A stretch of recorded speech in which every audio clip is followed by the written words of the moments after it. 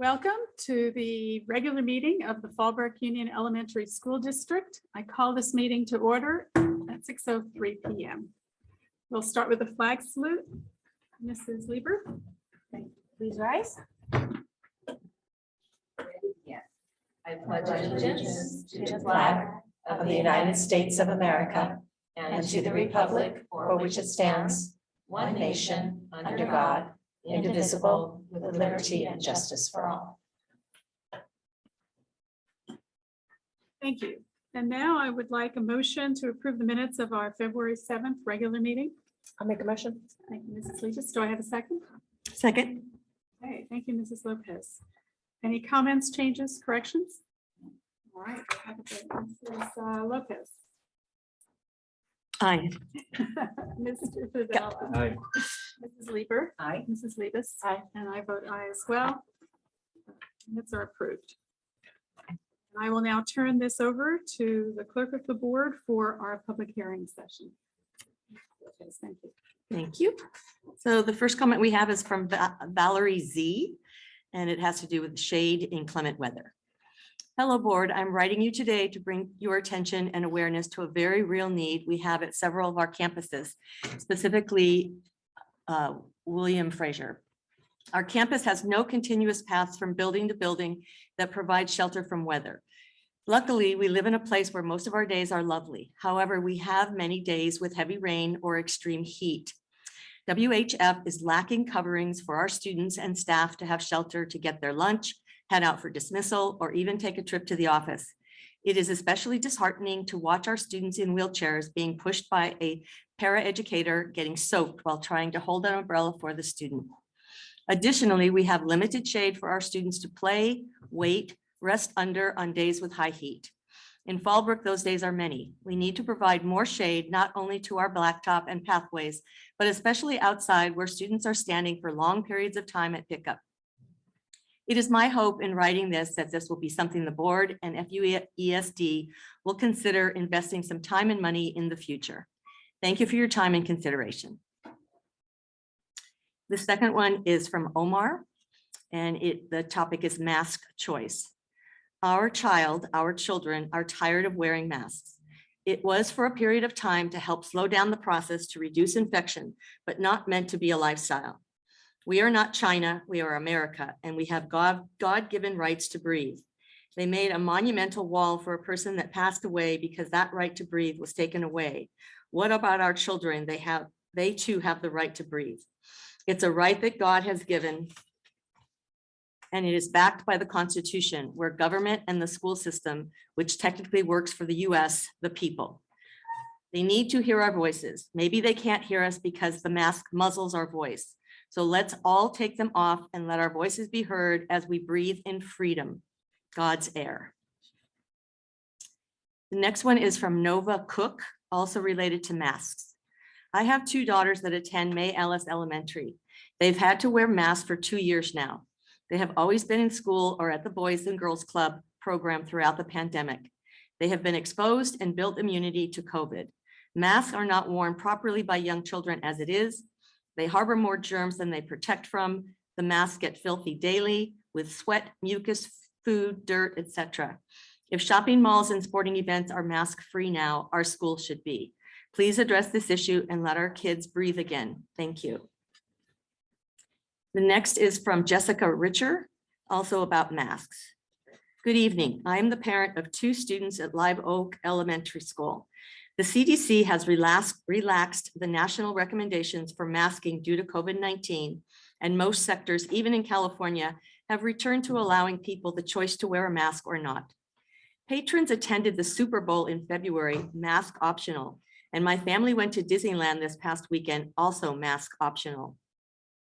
The strict regulations appropriate for a severe pandemic have been lifted locally in every setting, with the exception of schools and medical facilities, and there is no longer a justification for mandating them for students.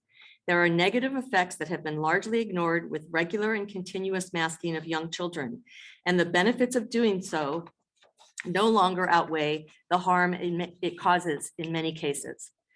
Parents should be making this choice for their children in the best interest of each individual child.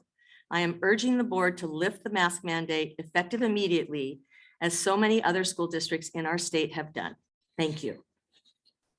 The next one is from Aubrey Doss, also about masks. Stop using our children to protect adults. In the name of caring, like we did for our elders and those most vulnerable, it's time we prioritize the education, growth, and well-being of the children. Drop masking in schools immediately. It is affecting their ability to learn social skills. It is hindrance to learning. Kids are the least vulnerable. Let parents decide. Let there be choice for parents and teachers. We have a live comment next from Brittany Trimer. Brittany, you have the board right now. Yes, can you hear me? Hello, can you hear me? Can you hear me? Can you hear me now? Where is? Hear me now? I can't hear anybody. Okay, we're just waiting for Brittany to come on.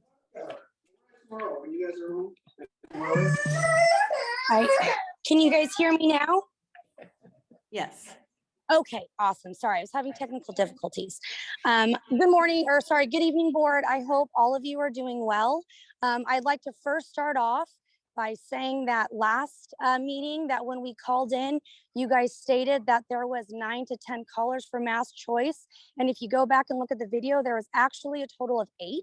So you guys did steal a minute from us. So you dropped us from 3 minutes to 2 minutes. So I would hope that you guys go back and look at your recordings, and the next meeting you give your community an apology for the mistake that you guys made. Secondly, I'd like to also point out that the CDC has placed a milestones. They've moved the milestones for certain things, language, all these stuff, right? We all know that the masks are hindering all of their learning, but yet month after month of myself and other community members calling to raise the alarm on what your district and what you guys are implementing. It's so wrong. I know 3 of you have seats available coming this year, and I can guarantee it, people are coming for your seats. I am now going to be one of them. You guys have now pushed me far enough to where I am not liking what you guys are doing for this district at all. You are not here for the kids. You are just here for the money and for the handouts by the government. You guys need to stand together. We are there behind you, backing you guys up. If you go and you decide today to make it mass choice starting tomorrow, don't wait these 2 weeks. These kids have been dealing with this stuff for the last 2 years. Why are we going to wait the day before the 2-year anniversary of all of this? Why? We shouldn't. There is no need. Just like the other callers said, that there's other places that are doing mass choice. You go in this community, everybody has mass choice. You go and you sit outside these schools and you watch the kids come out of school. Guess what happens? The majority of them take them off. Why aren't you allowing that in the classroom? I really hope you guys are really, really listening to the people that are calling. Also, go back and look at your recording and give us our minute back, because you stole it from us. And I'm very, very disappointed in all of you. That is all that I have to say. Again, get ready. You have parents coming for your seats, and I am fully for it, because you guys have not been doing a very good job. Thank you. Thank you. The next comment is from Ruth Arellano. It's about parent volunteers. Hello, my name is Ruth Arellano, and I'm a mother of 3 children attending San Onofre School. I would like to address the parent volunteer procedures that have been updated to mandate the COVID vaccine in order to volunteer in the school. I disagree with this policy and would like to advocate for personal choice. I have been a parent volunteer on and off since 2013 at San Onofre School. This is the only school my kids have attended, and I love being part of this small community. I have helped support different events, including the last school dance for middle school prior to the pandemic. I enjoy being a part of my kids' field trips and assisting teachers in and out of the classroom. I ran a fun craft club for students prior to the pandemic school closures. I want to be involved as much as possible, as my children are closer to moving on from San Onofre School and into high school. I want to continue to volunteer at San Onofre School with events, dances, behind the scenes, and continue to support activities that are inclusive to all students in our amazing school. Please consider changing the policy back to what it used to be. I want to continue to be an involved parent. Thank you for your time. Then we have a comment from Leticia Maldonado Stamos, if she's online. Okay. Leticia, you're up.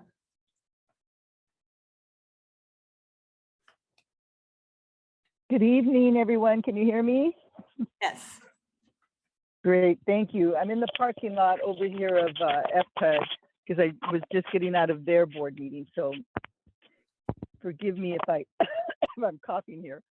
So I just wanted to give you the good news that the volunteers that have been the backbone of Fallbrook Aleer Reading have decided that they want to hold a 2022 Fallbrook Aleer Reading Project Cesar Chavez Day of Service and Learning event again this year, following the format that we used last year. Since we're still in the midst of the COVID-19 pandemic and doing everything we can to keep ourselves and our neighbors and our families healthy and safe, we felt that responsible thing to do was to once again hold the event as a virtual one on April the 2nd, Saturday, April the 2nd.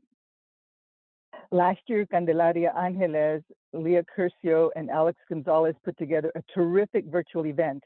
I don't know if you all had a chance to view it last year.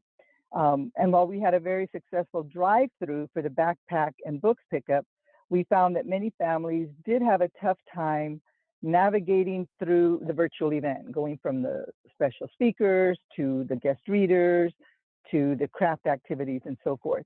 So Candelaria is working on that as I speak to make it easier to go from one part of the event to another online. And we hope to have the kinks all ironed out in the next few days. That being said, I invite you all to contact Leah Curcio. I think Leah is still helping. I have not heard, but we have just about everyone who volunteered last year back on board this year. But if you'd like to participate as a guest reader, please contact Leah and video yourselves reading a children's book, and it can be added to the repertoire of the fantastic guest readers. We are keeping the 30 some odd readers that we had last year, but we can add a couple. And you need to know that parents and students stop me in the grocery store and the gas station all the time and ask me if we're having the event. It's that important to them. I also have parents that have attended years ago whose children are in high school or in college, and they always comment about how much they enjoyed and appreciate the event. So we want to thank the school district, the trustees, the administrators, and the certificated and classified staff that have volunteered their time and resources over the past 18 years to make this happen again for our families. We're raising the funds needed to buy the books and backpacks at this time with promising success. And I'd like to also give a special shout out to the community volunteers, the student volunteers, and the community businesses that make this event possible. We'll have the registration flyers ready by Monday, and to the schools for distribution, we'll be doing paper as well as digital again to accommodate all parents. And so we look forward to the next 4 weeks as we put the last minute preparations onto the event. And if you have any questions, please feel free to contact me or one of our other co-chairs, Maria Gomez, Marcia Winston, Pablo Maganda, Martha Covarrubias, or Maricela Gonzalez. Again, we thank you so much for your support, and we're looking forward to a great event. And if anybody has any questions, I'll stay on board. Thank you. That's all the comments. That's the end of Very our much. That concludes our public hearing session, and now we move into the reports from the board. I'd like to start with Mr. Favela. Sure. Well, the last time we met was about a couple weeks ago, so not too much happened, and we did have spring break. Not spring break, it was perfect, but it felt like spring break. Nice few days there. Good to see everybody's back. It was much needed break. So besides that, just wanted to put in one more plug for softball. We're looking for 10 and under. For Fallbrook girls softball, we're trying to complete a third 10U team. So we still have time this week to register anyone that might be interested. The opening day is this Saturday. So we still have time to get someone in there. So anyone listening, we want to spread the word, help us, build up our third team. How long does the season last? It runs through May, all the way to end of April. May is when we begin our all-star season. And in case people are listening, and where are the practice sessions, games held? Sure, practices and games are at Ingold Sports Park near the high school. And yeah, we'll welcome anyone that wants to join. We can assist with anything. If anybody has questions, we get a lot of new players. We got a lot of new players this season. In fact, the fact that we have 3 10U teams, 2 14U teams, it's really the most we've seen join this season. So there's a lot of interest in a lot of folks that want to get out and play. And who should they contact and how do they contact? Thank you. Visit fallbrookgirlsoftball.com and you'll see the email there. It's registrarfgs@gmail.com. But just go to the website and you should be able to reach our board. Yeah. Okay. Is there a deadline? No, there isn't, but just encourage folks to get in as soon as possible. Yeah. You know, I just have to make one comment. I went to a few games and his daughter was a fabulous pitcher. I mean, fabulous. And the other team was bowling actually instead of pitching. So this is just, I want people to know that this is how they're treating this whole situation. His daughter taught the other team how to pitch. And the next game I went to, they were beat by the team. Oh, no. How to pitch. But it's really a camaraderie moment. It's building leadership.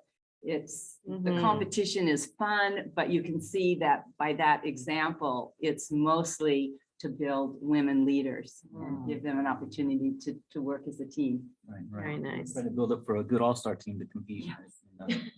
And they Great. do that too. Nice. Mrs. Lopez? Just a couple things. One, we have met with Rally for Children. Rally for Children has not been held for the last couple of years because of COVID, and the members of Rally decided to hold it this year. Arts in the Park. Arts in the Park, sorry. So Arts in the Park will be held on May 1st at Live Oak Park. So far, we have 15 to 17 vendors that have said positive yes. Now that we have a specific date and have the permits and the committee decided to move forward, we expect we'll have more. We're waiting to hear from all the schools because the schools were waiting to see what we were going to do. So hopefully there'll be upwards in the 20s of different craft tables. And it is a totally free event to the public. So it's one of the few free things that families and children can do here in any community. So they hope that it's going to be a fabulous day. And if anybody wants to volunteer that day, I'm sure extra hands can always be used. So we're looking forward to that. And we are still waiting to hear from the high school if they're going to do entertainment again, the band and the dancers and different things. So it should be great. And then I am looking forward to our visit tomorrow to Santa Onofre School. I think that's going to be another positive thing to get back to visiting the schools. Mrs. Lieber? Okay, well, just like Mr. Favela, it's only been 2 weeks. I do want to mention that I participated along with all the North Coast churches in filling backpacks for the students at the Boys and Girls Club. And I just think it's such a wonderful opportunity when you have a small community like this with a limited amount of schools and a limited amount of churches that they actually all band together and put together backpacks. So I thought that was a wonderful event. Each church chose a school. So where I attend, we had Potter, all the students at Potter that go to attend the Boys and Girls Club. And I'm so excited all the years coming back. I have a few questions. Do we have to read a new book or are you going to use our old book? But I will ask that later. And then I do want to thank Village News for so well covering our ribbon cutting. They did a really nice job, a great photo. I think it was well written. And I also want to mention that they did a nice job covering Vallecito's reading program, which I sure hope we will consider offering here at our school with volunteers. And that's in my report. Mrs. Davis. Yes, so I was able to visit Maylis a couple of weeks ago, actually with my husband. He was invited by Mr. Carlampio, the TOSA STEM Innovation Lab leader, invited him to present to the fourth graders about renewable energy. And so I got to go assist him. I was his Vanna. And I warned him, I said, you know, these kids have been studying this for a while. So don't think you're going to tell them everything. You know, they already know a lot, and they really did. And it's always impressive to see the breadth of knowledge, and they're looking at big picture. It's not just, not just like the science worksheets that we used to do in the old days. So that was fun to see. And then I was able to go as a chaperone on a field trip with Mr. Flotos and Dr. Curcio. We got to go with Mr. Flotos' advanced robotics class from Potter to Duluth, and they did the first 7th grade service project there, which was neat because all the kids had been there. Most of the kids had been there as 4th and 5th graders, and they went back and pulled weeds and put out mulch, and then they built a kid-made water feature for the 4th graders that are studying the gold rush, and they come out and actually get to pan for gold. There's some gold colored rocks that Mr. Gordon puts in. So the kids had to haul these huge rocks, and he tried to get them to keep the rocks small. Of course, they had to find the biggest rocks, and he had all these projects, and they got done so fast that they ended up getting some time to play basketball and some of the old-fashioned games that they had there. So it was a really great experience for them. And then when we came back to Potter, they were having a leadership rally, and it made me so happy to see the kids doing these things that make school memorable and, getting back to kind of more normal life.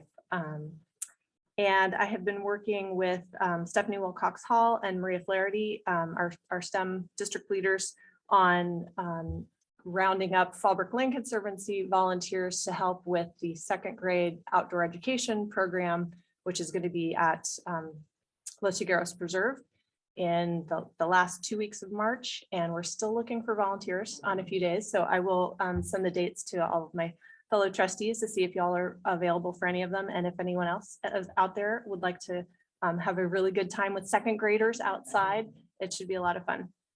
And that's my report. Sounds great. I too am going to be at San Onofre tomorrow morning for our visit, and I'm looking forward to that. But nothing else to report about the last couple of weeks. So I'm happy to turn it over to Dr. Sim. Thank you so much. Thank you. It's so fun to listen to all the great things. We so appreciate your support and involvement, all of you. It's delightful to listen to all of your comments.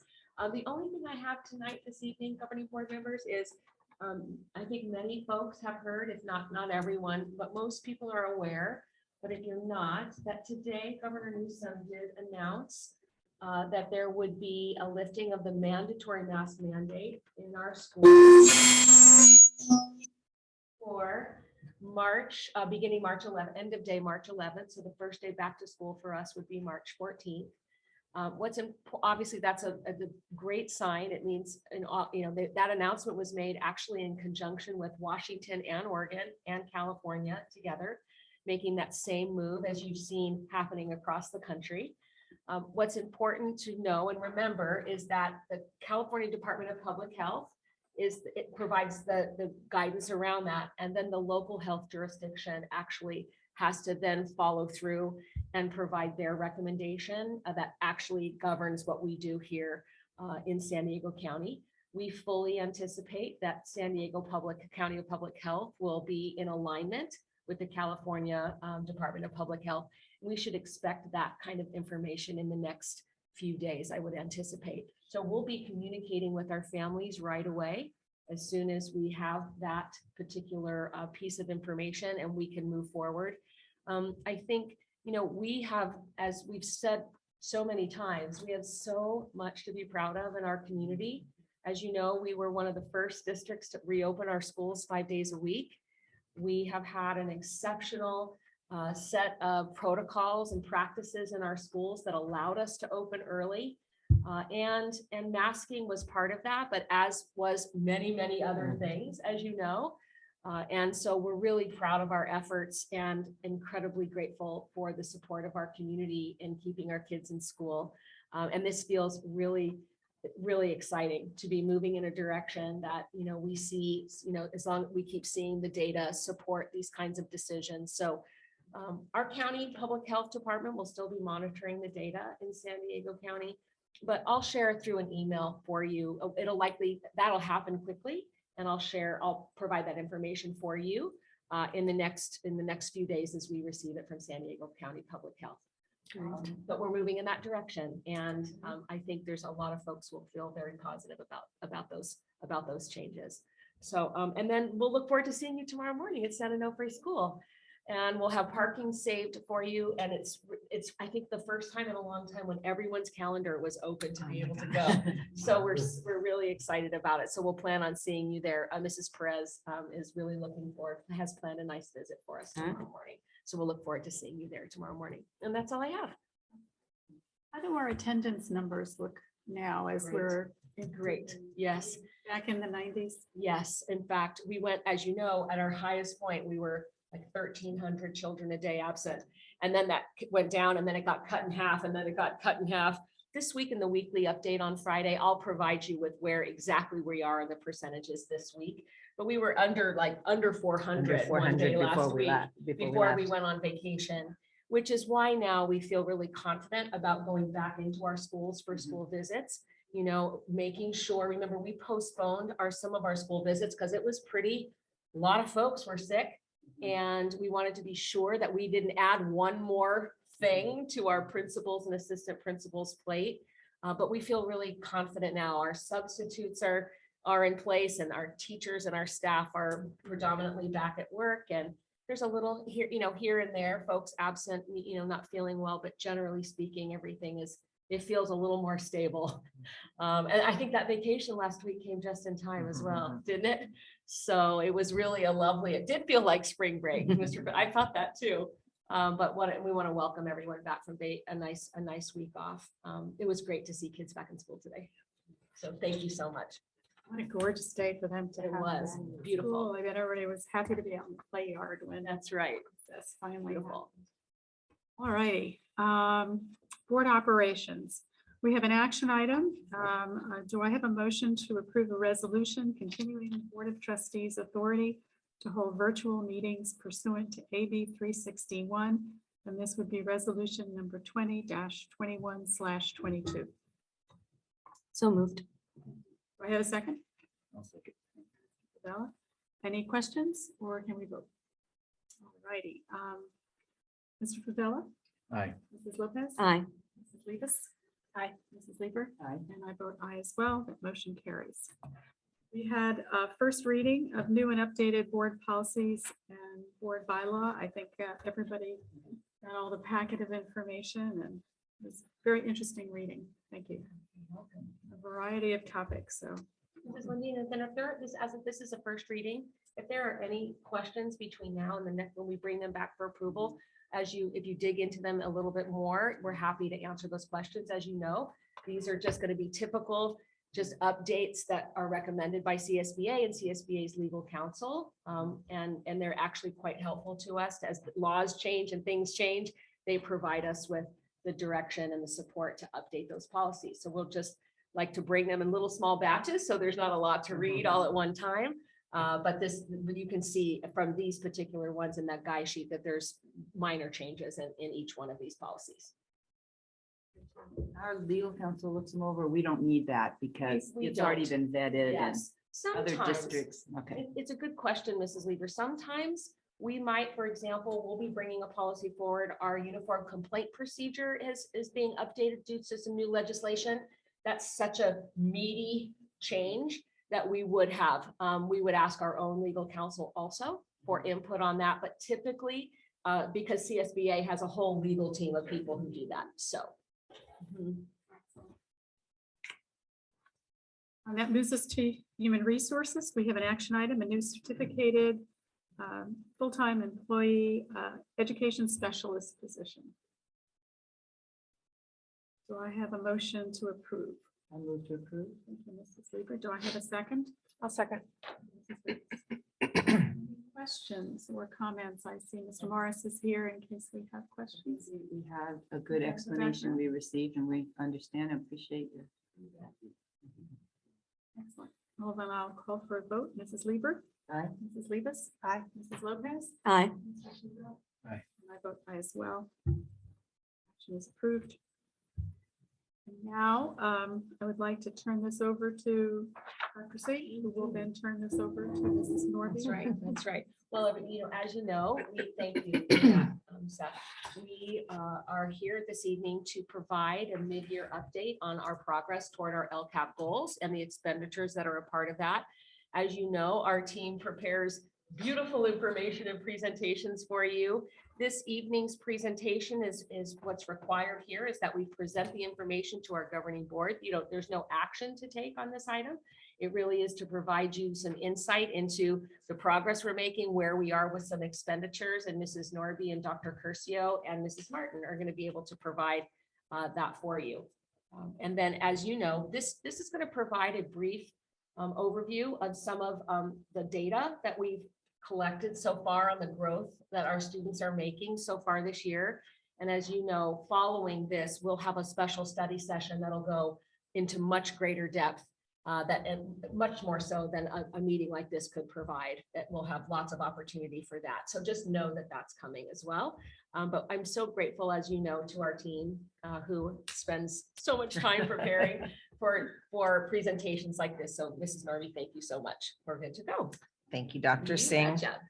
Good evening, Governing Board. It's a pleasure to be here to report on our LCAP, my favorite thing to talk about because it's like near and dear to my heart. It's an interesting time, though, that we have with this particular presentation. We are literally in the process right now of planning for our end of the year update. I met with FIDA and CSEA today to get their input that is required for that end of the year meeting. And it's so funny that we're presenting on mid-year when we're already planning for end of year, but that's just how this particular timeline worked. This is a new report. This is a one-time. We're hearing that this will not be repeated every year, but just for this year, they asked that all districts give a mid-year report on their LCAP progress, as well as that template that I shared with you in your attached documents. So before I start, I placed some documents in front of you. You should have a copy of our abstract summary of our LCAP. So it's a beautiful document. If you haven't received it in the past, here's another copy for you as just a nice reminder. And then I also provided you a hard copy of the actual template that we have to send to the county office. Interestingly enough, not till the end of the year, but the template with the 5 questions that we were required to answer, and you had time to review those. We're not going to spend a lot of time on this document. It really was a cursory. I think as I look back on it, it was an opportunity for us to talk about most of the major plans that we've written over the course of the year and put them all in one document that then will get attached to the LCAP, and then it will all be part of it. That's kind of my assessment of why we needed to do that. But as I said, you had an opportunity to read it, and there's no new information in that document. It strictly is just a review of the processes that we went through to receive input on all the different fundings that we had, as well as what we spent those monies on, which you've seen reports on all of those presentations, and then what our next steps are for continuing to gather input. So not a lot of time will be spent on this particular document today. But the majority of this meeting is going to be spent really talking about the 3 goals in our LCAP and how we are doing in each of those areas. So with that, a little bit of background. As I said, this is a one-time legislative action that's been taken to ask us to do this. And it requires 3 things. One, it requires that those 5 prompts be answered and that we attach it to our LCAP. It requires that we do, as Dr. Singh said, a presentation to the board, giving them an update as to where we are on our goals, and as well as then giving you an update on our expenditures up to this point, which we'll talk about the timing of some of those things in just a minute, because it's rather inconsistent as well, just based on when it was required. So this is a new graphic for us because we had to add that little January, February one in there in terms of a mid-year progress. Nothing like waiting until the last minute. It is needed to be reported by the 28th of January, or February. So it just happened to be that's it. It had to be at a regularly scheduled board meeting. So that's why we are doing it tonight. Those were the 5 prompts that you had an opportunity to read. Again, just talking about how we engaged our educational partners, as well as how we used our funding. One of the things that I hope you were able to glean from those 5 prompts was this whole idea that we've talked so much with you about from the very beginning that Dr. Singh worked with us, Mrs. Martin and myself on this 3-year learning recovery plan. When we started seeing that all of these monies were going to be coming to us from all of these different, the CARES Act, the ESSER 3, the ESSER 2, the Learning Opportunities Grant, I want to say ELOP, right? The early extended learning opportunity grant, all of these different fundings, it became very clear that we were going to have a lot of money to do a lot of different things. And it was going to be very important that we spent it each pot in the right way and that we could free up any general fund. Because remember, we were already doing many of those things even before we had funding for it. So you've heard us talk about Dr. Cindy Martin's role in maximizing our funding. And so I referenced that in those prompts because it really, I think, was an unusual thing for our district that we immediately knew we weren't going to spend all this money in 1 year. We're going to pace it out over 3 years so that we could really get traction. And we've continued to do that. And we are continuing to get new monies or opportunities for new money. And we're continuing now to shift those priorities. And we're allowed to do that. That's absolutely what they want you to do. So because if you didn't know we had it and then you get it, you want to make sure you're spending it in the right way. So just a little history. I'm sure you all know what the LCAP is by now, but there's a nice little just reminder.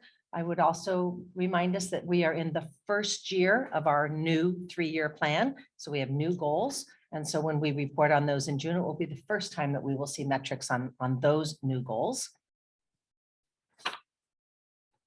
And I would remind us also that the goals aren't just things that we get to create because we think it's a really cool thing and that's something that we want to do. But our goals actually have to address the 8 state priorities that are listed on this slide for you.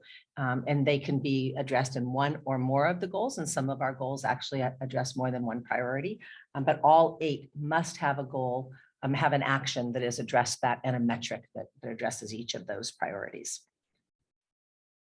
Mrs. Norby? Yes, ma'am. What is the first bullet under item number 1? I'm not understanding. Rate of teacher misassignments.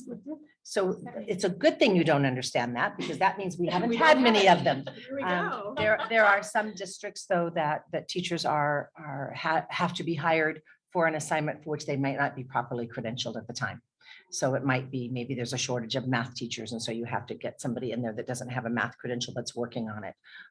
Or you might have a special education teacher that is working on that mod to severe credential, but has a mild to mod, hard to fill. Fortunately, we do not have many of these. And when we do, the board is always made aware of them. They're also listed in our SARC, our school accountability report cards also list those. So that's good. You don't know that. So each of those 8 state priorities fall under 3 categories. Conditions of learning, what are the things that we put in place to make sure that our students are in optimal learning environments? Those are listed there for you. Certainly student learning outcomes that have to do with all of our achievement data, as well as not just content areas, but our broad course of study, which is something that we really value here in Fallbrook. And it's something that our parents have told us over and over again. Yes, reading and writing are very important, but we want our students to have access to a broad education. And so we have goals that address that and actions that address that. And then parent and family involvement, which is one that we heard loud and clear from our parents that they have appreciated in the past and that they want to continue, but also to have what they called really more meaningful engagement opportunities. So yes, volunteering is important. Yes, coming to a parent education is important. We want those, but provide us with opportunities where we actually get to give more input into the happenings in our district. And so we've created those opportunities and we'll continue to create more, and you'll hear about those during our presentation. So as a last reminder, these are our 3 new goals that we wrote this year. We affectionately kind of label them. Goal number 1 is the academic goal.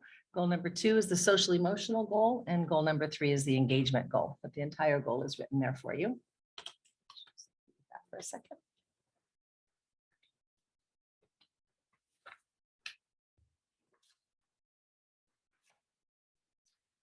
I'm going to start at number 1, good place.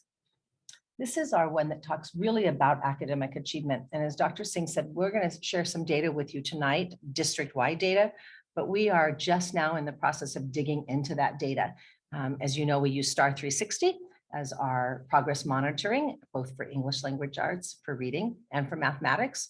And that data window closed on the Friday before vacation. So Dr. Curcio and I have been digging into that for the last few days, and we have some overarching information for you, and we will provide very specific information for you. Our principals are also now in the process of analyzing their school data, and a similar template that we've shared with you in past meetings, where they actually go through and say what are their strengths, what are their areas that they want to focus on, and what are the action steps. So we'll be providing all of that information for you at the March meeting. But in the meantime, some things that we are really proud of this year, that as we are looking at our metrics and our goals, our class size is very low, and we're very proud of that. And it serves a great purpose, obviously. But we have numbers, let me get to my notes here. I'm so sorry. I said to Dr. Curcio, I make these nice slides, and do I ever look at them? I know. Anyways, so our TK through 3 is 24-1. Our 4 through 6, oops, this is not the right. Sorry, do you have that on your slide? Can you go to that? This is not the right one. Okay. Thank you. No, that's not right. Those numbers are not right. Dr. Cindy gave me those numbers, but those are not right. I will get those for you in just a moment. I think we are 21 in TK through 3, 24 in 4 through 6. Our 7th and 8th is very low. It's 19-1. But remember, that is because we have Mary Fay and San Onofre, which tend to have very low class sizes because they have a small number of students, but must have a teacher for each of the subject areas. So Potter is at 24-1, I believe, right now. But the overall 7 through 8 is 19-1. So our numbers are very low. TK through 3 was 21, if I remember right, and 4 through 6 is 24. There we go. Okay, we found it. TK through 3, 22, 4 through 6, 25, and 19 for the 7th and 8th. I'm so sorry.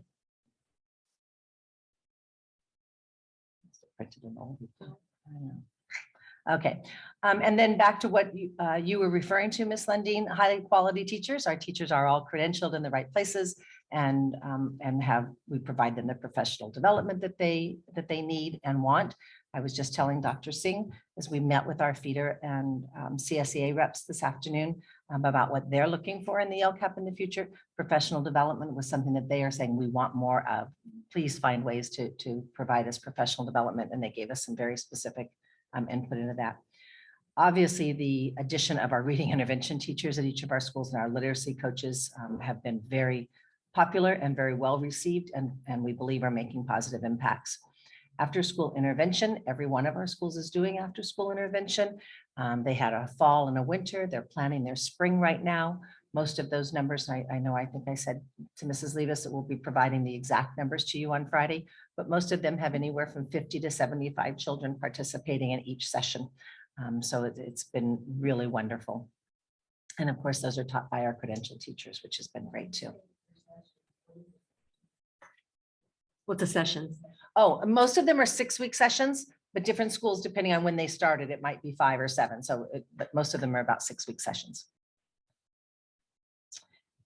And then, of course, we're so thrilled to have our innovation lab teachers back this year, and they are doing wonderful work, not just with the state standards in NGSS, Next Generation Science Standards, but also working with our project-based learning and working with our extended outdoor learning opportunities.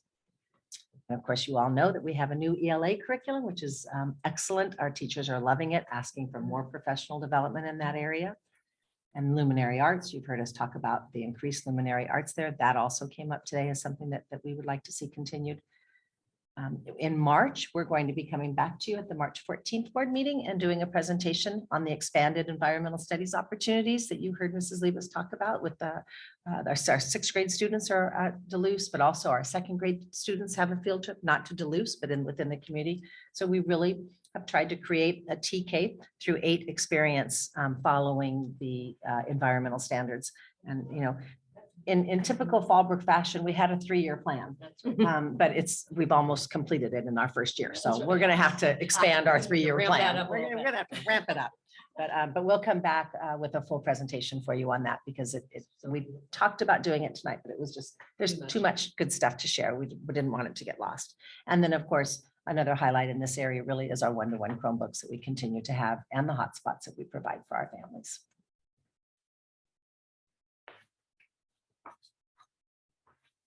So one of the interesting things about this report is that we were required, as I said, to do that template with those 5 questions. I'm required to give you a report on our metrics and our goals. And Mrs. Martin is required to tell you about the expenditures up to this point. However, they have all different deadlines and timelines. So everything is not on the same date. So mid-year for us, we were able to decide from mid-year would be anything between mid-January and the end of February. So ours was going to be a little bit earlier, but because of the COVID surge, remember we postponed our testing window. So we had to do our academic data and any of our other data sometime in January, February. However, the fiscal side of that, they were requested to do it based on their first interim reports. And you received those first interim reports, you remember, back in October. Mrs. Martin is getting ready to give you a second interim in this next month, but that's not what she's to use on this report. So she's going to be reporting to you on first interim data, which you've all seen, but that isn't really up to date because that's from way back in October. It is just the nature of how this report was asked for us to be generated. They wanted that if anytime we were to be audited on what we were reporting to you tonight, that there would be an auditable document, which would be first interim and not just something that Mrs. Martin's making up. Okay. So, Mrs. Martin, if you want to, we do not plan on reading each one of these to you, but we were required for every action that we have in the LCAP that we were required to give you a report on the fiscal expenditures. So that's what's on the next couple slides. And you can certainly look through them. Mrs. Martin will kind of give you a couple highlights, but it's very self-explanatory. Some things we haven't started spending on yet. Some things we're in the middle of, but I didn't want you to think we're mid-year, but we've only spent this much money. That's because remember, it's back from October. Mrs. Martin. Thank you, Mrs. Norby. Echoing what Mrs. Norby has already told you, the timing of this presentation to you is a little wonky, for lack of a better word. Again, it was recommended by the County Office of Education that we use data that we had already presented or that we could go back and reference. And so that was our first interim data.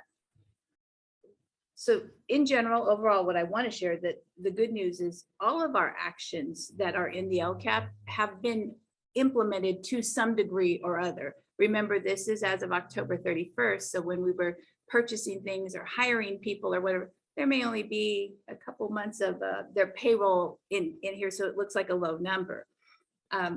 Having said that, we have implemented to some degree or other all of the goals that are in our LCAP. So that's something to be very proud of. Not only that, but and then some. We've added to what we said we were going to do or plan to do with the community's input and everybody's input there. We have been able to do even more. We have received additional funds, as Mrs. Norby has already shared with you. And when I come back at the March 14th meeting, I will be presenting the second interim report, which will be all the work that we have done here, much more updated information. And we will, it's exciting because I'll give you a little sneak peek.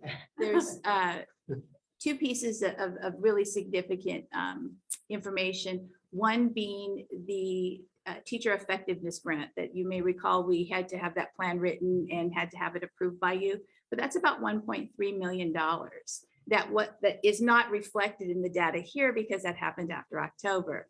The other piece is the extended or expanded, depending on who you ask, Learning Opportunities Program. That is one that the governor has much interest and has put a lot of money and focus in his proposal for next year.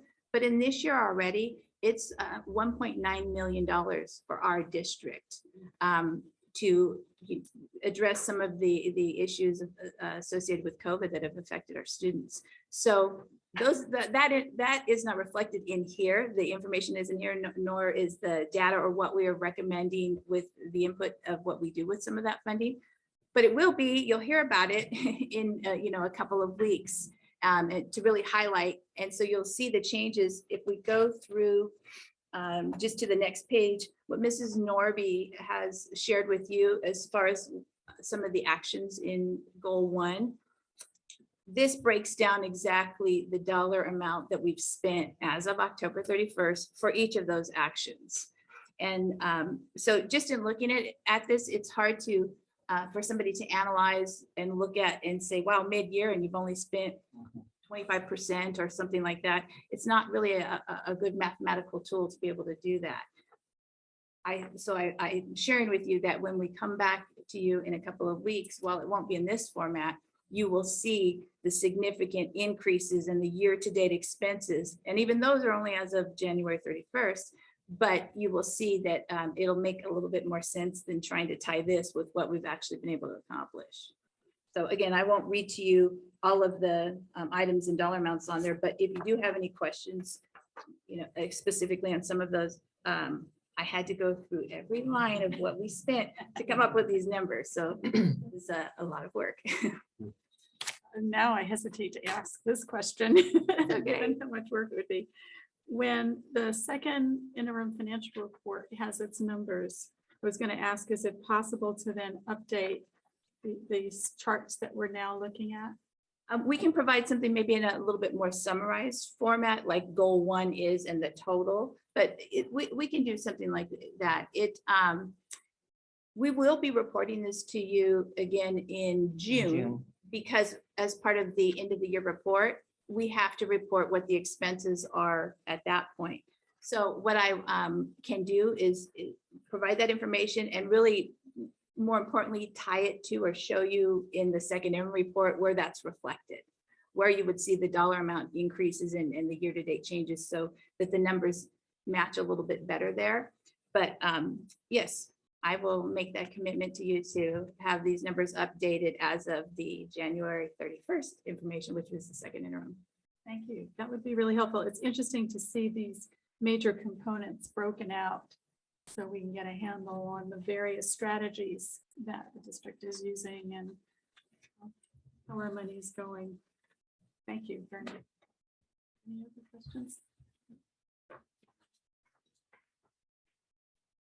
Thank you, Ms. Martin. So I'm going to provide us with some data from around goal number 1, which as we talked about is our kind of our academic goal. So we're going to talk, we've seen STAR reading and STAR math, as you know. We use this assessment for lots of different reasons. It is a universal screener at the beginning of the year. Every student takes it, so we kind of get a feel for where they are and a baseline of data. Our teachers use it for their own instructional planning. They might look at the gaps that a student has and then determine what the small group instruction they might need or intervention that they might need. And then, of course, we use it for progress monitoring, which is what we're doing right now tonight. We're going to kind of give a little update on the progress as our students are moving through this. So you have copies of all of these in the hard copies that I gave you. And so I just want to maybe explain how it works a little bit.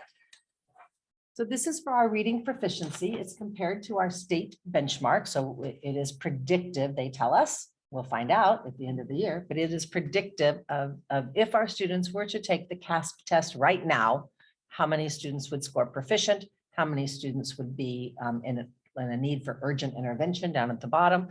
Now, of course, we don't take CASP in January, so we will have some growth. We would anticipate by the end of the year as well. The way this chart is written is it's comparing fall to spring. So over on the left-hand side, you'll see that the 2 green areas, those are our kids that are proficient. So it's standards met and exceeded standards.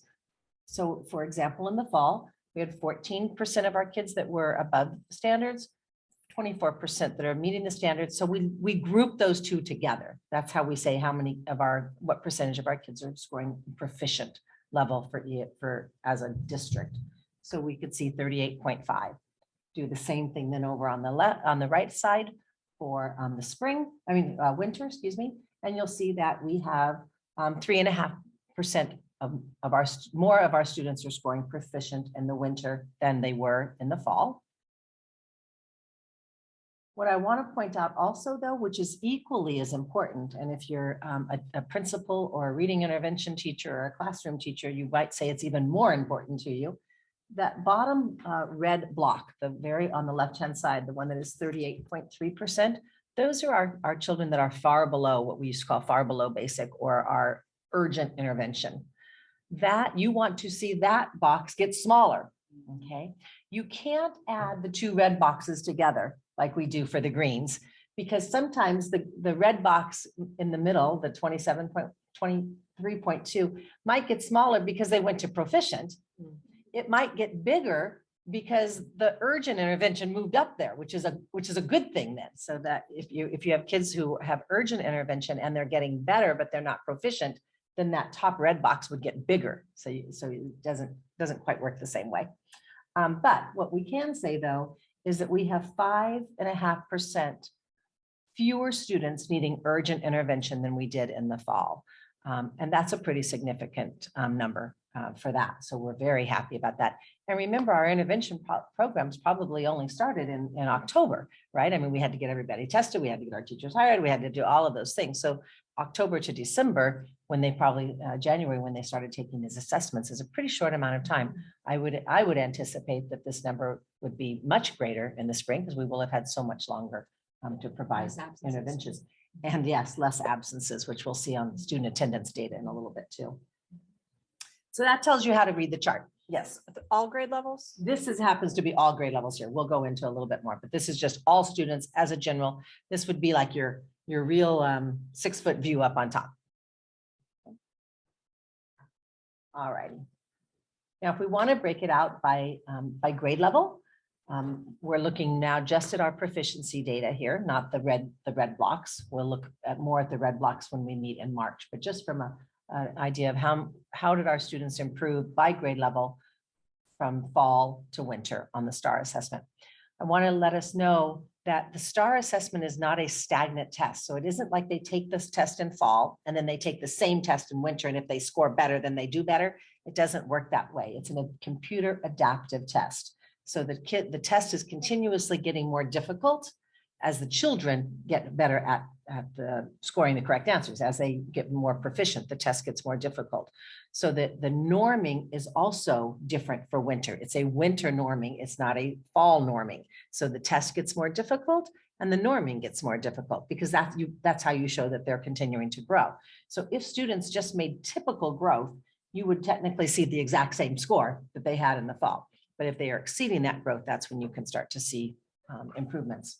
So again, I don't need to read it, but you can see here that we have some really nice growth in many of our grade levels. Third grade, which is where we really want to see those kids making growth, right? Because they're our little kiddos that just didn't get first and second grade reading the same way as some of their peers might have.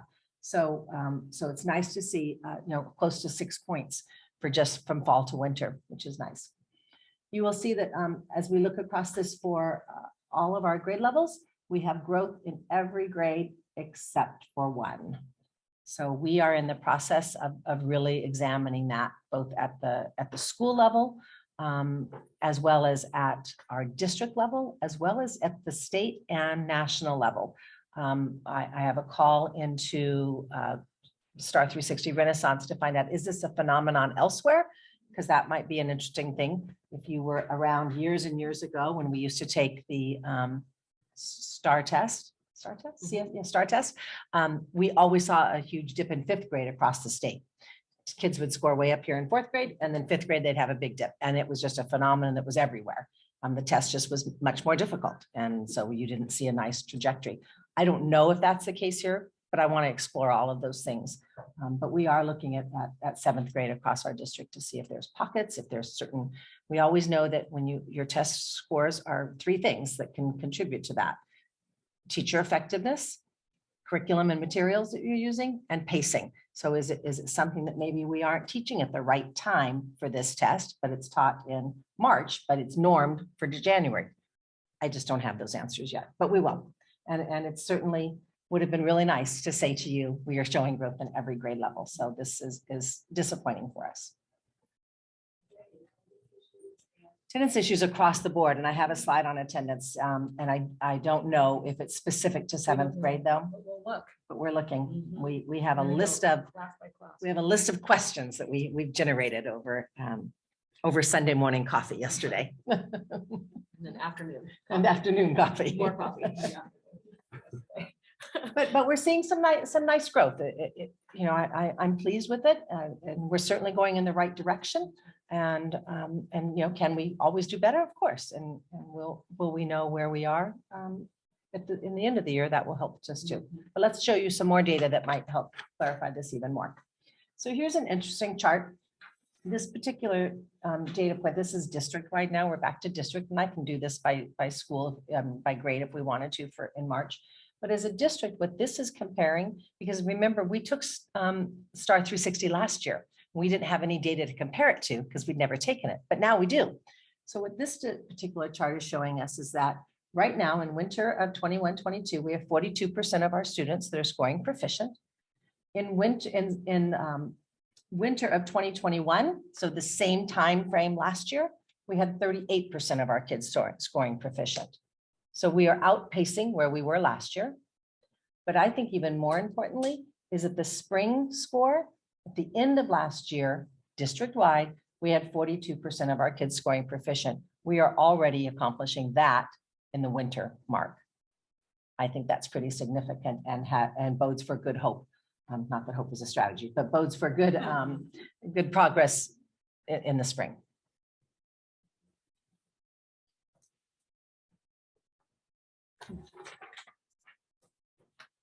This particular chart is the same chart that you saw before, but this is just our EL learners, So for reading, for our English language learners, it's the only subgroup that we pulled out for you for this particular meeting. We'll have it in other subgroups at our March meeting. What I want to remind you though of, this is one of those unfortunate that we get kind of penalized. So we have a number of students that took the assessment in the fall before they were reclassified. Then they get reclassified and they no longer count in our spring data. So although we saw a nice growth, 2.5%, and we raised our bar for our urgent intervention kids, that does not include any of the kids that we reclassified. So that's really great. I mean, that is very good. That was kind of confusing. Does that make sense? We've talked a little. So Remember the activity we did when we were moving the kids out before? Yeah. so this data is not comparing apples to apples. The other one was all students was comparing apples to apples. All students took it in the fall, all students took it in the winter. This particular data is for our EL learners. If you were reclassified this year, you weren't reclassified in the fall, right? You hadn't been reclassified yet. So your number, you are still in this bucket. We remember our buckets. But when we take the test in the winter, those kids took the test, but they're not counted as EL learners. The kids that were reclassified are no longer EL learners. So those kids that are really proficient and got reclassified, we don't get to count their scores here. So if we were comparing apples to apples, this score would be much higher because we know we reclassified children, which I'll talk about. That's always the case. That's not Always the particular to case. this year. No, always the case. But it's that unfortunate thing that we talked about, when we did our big assessment data before, is that just as we get them proficient, because that's how they get reclassified, right? They score proficient in reading as well as on their LPAC, they get reclassified. So they're proficient in reading, but it doesn't show in this chart. It doesn't show in the subgroup. Yeah. Does that data show up anywhere? In the all. Mhm. Mhm. And where it also shows up, it's a great question, Ms. Lopez, where it also shows up is in every teacher's class list. Yes, yes. And when They you know. get right down to it, when a teacher by teacher who is looking really carefully at the progress of their kids and then the grade level within a school. And then that group of kids, the reclassified kids within a school, the principals know who they are, the teachers know who they are. And that's where it matters because that's where the instructional modifications are made, right? We can look at these big numbers and we see trends of growth, which is what we want. But it's our teachers and our principals who are looking really carefully at the progress of the kids. So. And we did a nice training. I like to think it was a nice training. We did a nice training the week before the break on Wednesday, that Wednesday, shortened Wednesday, where the people from Renaissance from Star 360 met with each grade level virtually and looked at their data. So they were able to look at their fall data and their winter data and then begin to make some assumptions based on that. And the professional developers taught them how they could then use that information to then form subgroups and to form small reading groups and to focus on essential standards. So it was a really great training for our teachers, very timely as they just finished up that winter assessment. So this is our reclassification data that we were just talking about. So we did reclassify 8% of our English learners for this school year. And you're all looking at that really big dip at 2021.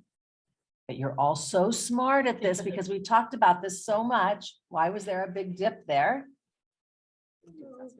So if you remember COVID, so if you remember COVID. Yeah, what was that thing again? If you remember when we talked about reclassification data back in one of our assessment meetings, we talked about the fact that the students are tested in the spring, but we don't reclassify till the fall, right? And then they get celebrated in the spring. So that 2021 actually is a reflection of the year before. We test in the spring of 2020. You will remember we closed down in March and we were not able to test our students. So it wasn't that we didn't have kids who may have reclassified, but we weren't able to give them the LPAC. We give that in the spring and they weren't here. So we had no data. We also had no CASP data and we have to have a proficient score in ELA for them to be reclassified. And they have to be proficient in the LPAC, and we weren't able to give that test. So that's why that number is so small there. Okay. And then we have our data for 2022, which is, remember, last year's data for this year. That's just how LPAC's reported. Yep. For reclassification, it will be, it's LPAC always, that it used to be CELT, but they changed the test to LPAC. So it's the LPAC. And then it will be our CASP data in the future. We were able to use our benchmark data, our STAR data this last year because we didn't have CASP data. But they have to have both. Remember, they have to be proficient on the LPAC for language, and then they also have to be proficient in ELA.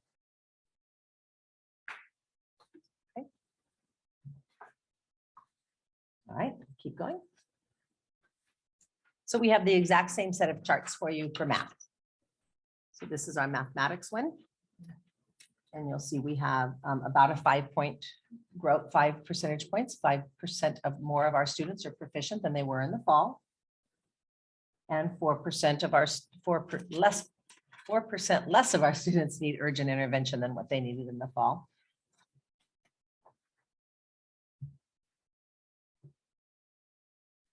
And if we break it out by grade level, you'll see again, we have growth at every grade level except for one. Same grade level. Very small. Very small decline. Perhaps some might even say statistically not significant. But when we see growth other places, we want to see growth everywhere. So we will continue to look at this and dig really deep for you. And I know that our middle school principals are doing the same right now.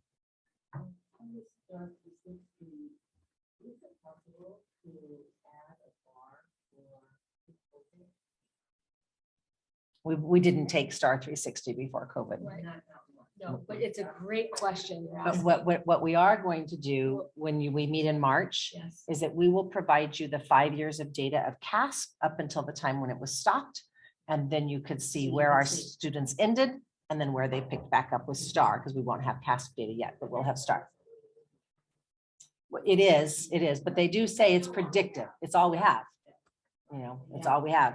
So, because we haven't taken CASP for so long. But the last time we took the CASP, we'll have that data for you so you can see. And what's so important about that is, you know, when you look at where we were in reading and math and the growth the kids were making up until the last CASP we took, it's so impactful.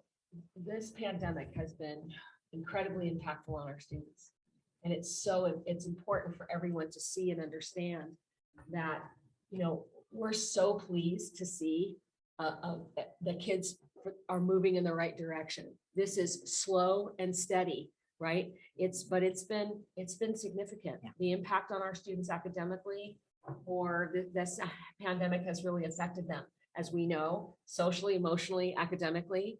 And when we see this data, it's such a reflection of how hard our teachers are working.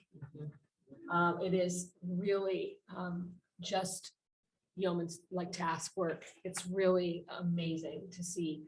And it's going to keep getting more traction and more traction, especially when we can see kids not homesick and back at school, stable attendance and with their teacher, not a substitute, you know, all the things that have factored in during the school year. We're really just seeing, and remember, with math, what you'll remember is that our teachers did not teach all the standards during COVID because we focused on the essentials. So now they're catching up on things that the kids hadn't been getting. So it just speaks again to just the monumental task of what our teachers are doing. And we're just so proud of their work. And we'll get to look at that school by school when we meet for our special study session.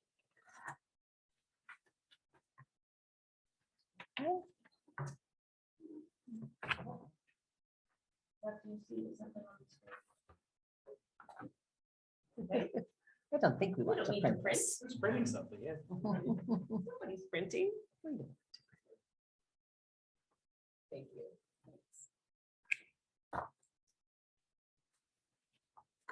What is it doing? Oh, I'm pushing the wrong button. Oh, because you're pushing print. I don't know if Way that to says go. print, but I'm pushing the wrong button, I can tell you that. There we go. There we go. This is that same chart that I showed you before, but for mathematics in terms of where we were last year at this time and where we were in the spring of last year. You will see that math stayed pretty flat. When we took it in the winter into the spring, there was very little change last year. Now remember, the test got harder, right? And it was adaptive, but there was very little change. So kids made growth, but they didn't make enough to show growth in the percentiles. And then coming back in the fall, it was the same as it was, which actually is a really good thing because oftentimes in the fall, we see test scores go down. They call the summer slide. Oftentimes kids come back into fall lower than they were when they left. They catch it up pretty quick, but they come back. But it was the same.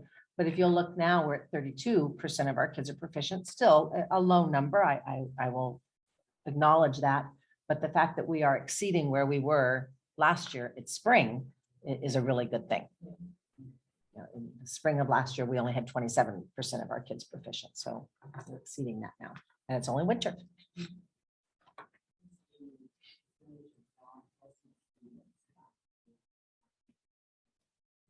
I'd have to go back and check, but it would not have been significant because it's a long testing window that we give our teachers and they understand that it's important that those kids take that assessment.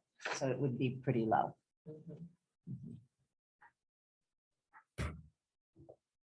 And here's the same one chart for our English language learners in the area of mathematics.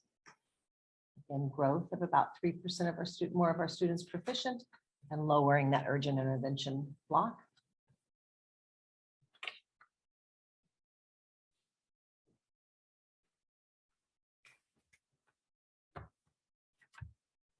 If there are things that you think of in the next week or so that you want to make sure that we include in our March 25th presentation, please just send Dr. Singh an email. We'll make, we think we know how comprehensive you want it, but if there's something very specific that you think we may not have known, we will be providing you school data as a school by grade level also, and for subgroups for each of those. And then each principal will also be providing a document that talks about, what they've found as Their they've analysis. analyzed the data, both in the areas of strengths and things that they're happy and proud of, and things that they are continuing to work on, and what their action plan is for that.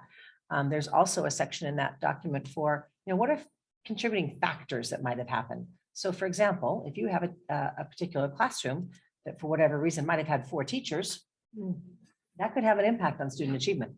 If you have a classroom that had, had COVID quarantining going on, for 5 weeks, that could affect achievement. So the principals have that kind of information for us. So there's a section on their analysis document that says, what are factors that could have contributed both in a positive direction, but also in a direction that we didn't want to see. And we see bigger data, state Comparison data. Yeah. Yes, and the other thing that we're going to be Sorry, Bill. providing to you, which I think is equally interesting, is growth data. So how many of our students have made a year's worth of growth already? What percentage of our students? So even though maybe our proficiency rate is low, but if you're a student and you have a very low proficiency rate, but you've grown over a year's growth by January, that's a really good thing. And we We have don't see reports that are able to tell us We that. don't see that in this. Yeah. And that's really that's all we can We ask. want to see growth. Right? Sure, Obviously, that's we right. can't expect that a child that is, urgent intervention is going to all of a sudden be proficient, but we can expect that they're making at least a year's growth or more in order to catch up. And we do have reports that will show us that. And our teachers were able to see that in the data when they had their in-service last week, 2 weeks ago. They showed them how to find that growth data. Oh, So that nice. was good too. And to be able to show their parents. Yeah. Yes, yeah, the reports to also be able to share that information with their parents, which is super, really important. So that concludes that portion on the academic goals. And like I said, we have a complete presentation ready for you, and it'll mirror a little bit of what we did. I don't remember what that presentation was, that the November, the one that we did in November, that big notebook. It will mirror that, and we'll get that information to you a week ahead of time. So I think that our target date is to have that binder ready for you by the 18th, and then to go through the presentation with you on the 25th. And like I said, will be broken down by school, by grade. So you're gonna have the binder ready on the 18th, so we should swing by and pick it up for a presentation on the 28th. We'll actually have it delivered to you. Okay. Yep, we'll have it brought to your house.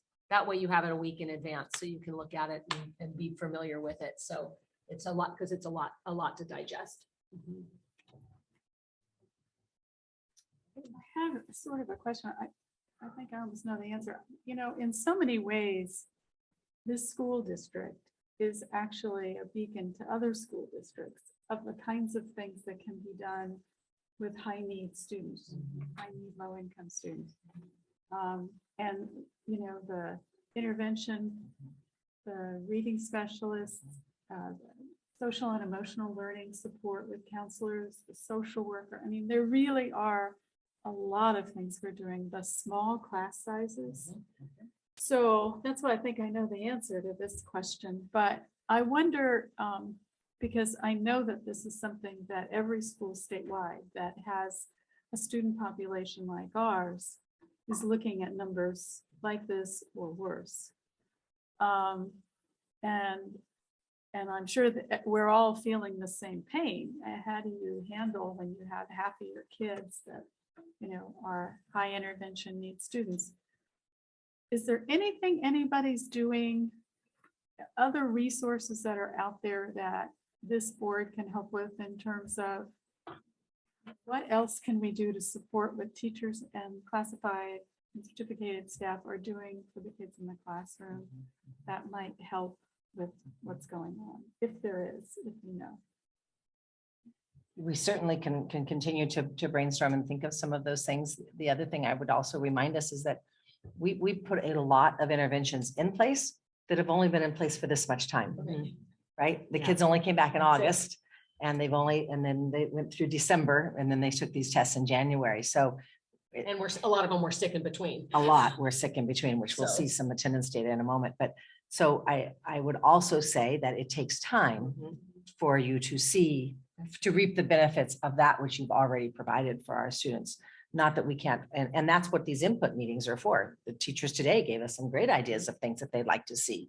So, that's kind of why we have the annual update so that we can do that. But I would also say that, our kids are still kids, and you can only just pour so much into them in a That's right. 6-hour day, That's right. and an intervention after school. And, That's right. you can only learn so much at such a pace, but we are here to give them everything they need and to make those conditions as optimum for them as possible. And, Maybe you can, when we have our meeting in March, the more detailed meeting, maybe you can share some of that feedback from the teachers so we can get a feel for, what they're. Yep. Yeah. I will tell you, the sneak peek was, they are extremely appreciative of all of the resources that they have this year. And typically, we do two different things. It's, what are we doing that is contributing to our success? And then the second question is, what else could we be doing to add to that success? Typically, when we've done these meetings in the past, the one about all the things that we could do is a longer list than the ones of what we are doing. And this year it was reversed in all three categories. So much is being done. And exactly. And if anything, it was things like, could we have another counselor? Our counselor's so busy, so they are, and some of it really comes down to this. They are experiencing the same frustrations that we all are experiencing: lack of substitutes. If you don't have a substitute and you're out sick, that creates chaos, and that makes, if we don't, stressful for everybody. And you've got a principal in there teaching, and it's substitutes have been an issue, and they are very appreciative of our site subs, extremely appreciative, and that the kids get to know those site subs. So when they are in the classroom, it's not a big shift for them. And lack of subs doesn't allow us to provide the professional development that we'd like to provide. And they are feeling that this year. They're used to having that. You're still doing the professional development on the weekends and after school. They are, but like they said today, they're tired, and they have lives. They have softball games to go to on Saturday with their own kids. And so it's hard. Yeah. I get it. Yeah. Managing, these are the kinds of things, as we've been looking at the data about the kids, as well as much and as top of mind for us is the next piece we're going to talk about, which is our students' well-being, social emotional well-being, because you aren't, if you're not grounded in feeling good about yourself, you feel, confident as a young learner and feeling, really stable, it's harder to learn. And so these are the prerequisites for strong academic learning to happen, right? So we, as you know, we are so committed to the well-being pieces because we know they will contribute to the academic growth. But when we all have such a deep sense of urgency, about where our kids are and all the things we want to provide for them, and managing our urgency is really important. What Mrs. Norby just said is incredibly important. Managing our urgency and understanding that things take time. Things take time. We have a 2-year impact. It's not going to be solved in 2 months. And we have to be supportive and honoring of this incredible work our teachers are doing, because it's going to take time. And when you look at all of these pieces that are coming together at a school site, so many resources that are all coming together, how they coordinate that and make sure that those things happen in a way that makes them effective. And also remembering that, these are little kids, and we want to be careful and cautious about the balance. That's why the art and the music and those other things are so important. PE, all those other things, as we're going to talk about now, are so important from the holistic way that we're looking at the kids and helping them, regain ground. Regain ground is what we're going for. Yeah. You're welcome. So true. So our second goal, as Dr. Singh was saying, is our social emotional goal, that we want to make sure that we are creating a climate that builds positive feelings for our students and makes them want to come to school. As they say, you can't teach them if they don't come. And so we have done a number of things for our schools this year in order to make our schools safe places literally in terms of the pandemic and the mitigations that we've put in place for those, our expanded health services and all of our COVID-19 responses.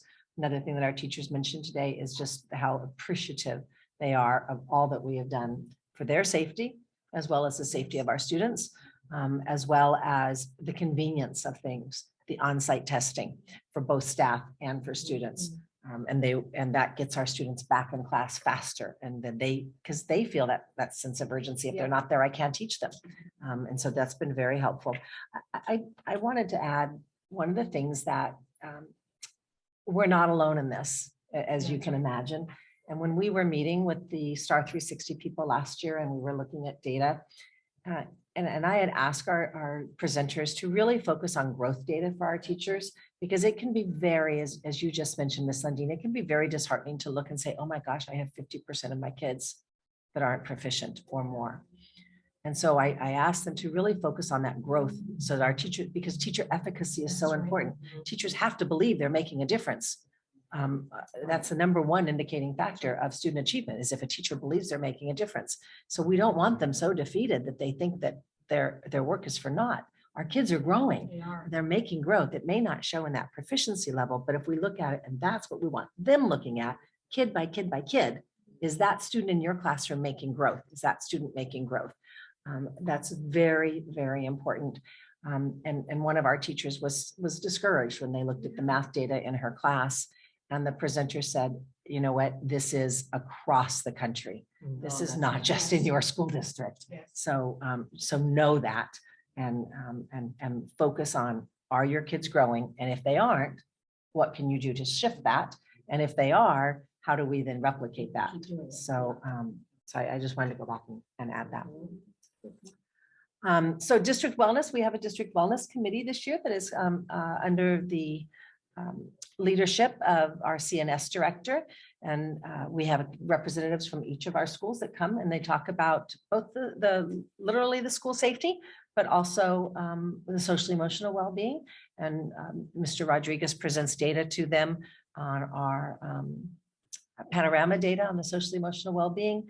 And so they're just a committee that kind of oversees this particular charge as a district. We also then share a lot of our benefits person in HR shares a lot of things that are available through our benefits company for our staff for well-being. So it's a really nice way that we can disseminate information out to representatives at our schools. Of course, you know that we have our district social worker that's here this year and behavior specialists at each of our school, district behavior specialists and then behavior techs at each of our schools. Our district social worker has been working very closely with our counselors and doing some great trainings with them and working with our principals and our APs also. We also have our school counselors, which, as I said, that was something today that everybody appreciated and said, do you think we could get some more?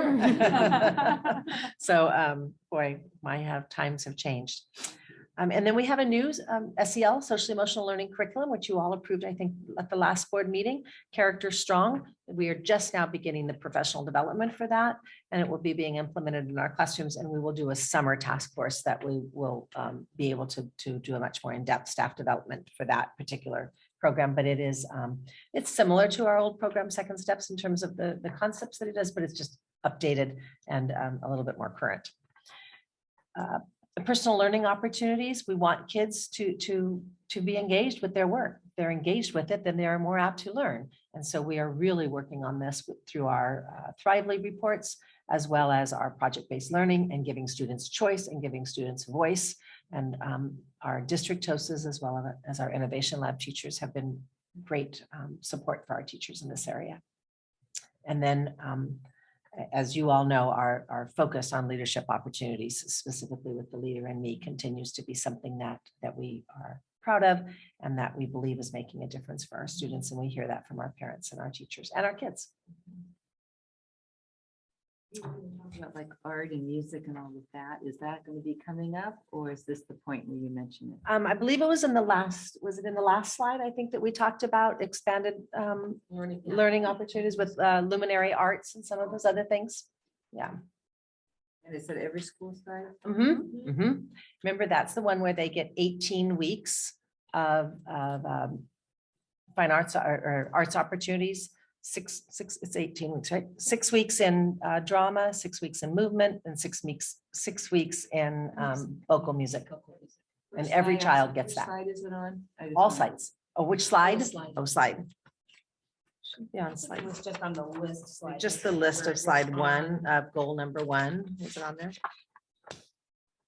Yeah, and goal number 1, The academic slide. the academic slide, slide It's on number slide 9. Increased fine arts opportunities, luminary arts.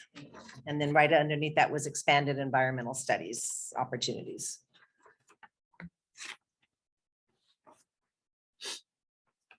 I have some data with this one. Oh, sorry, we have That's okay. This is a requirement that we. the requirement. report to Ms. you. Martin, report.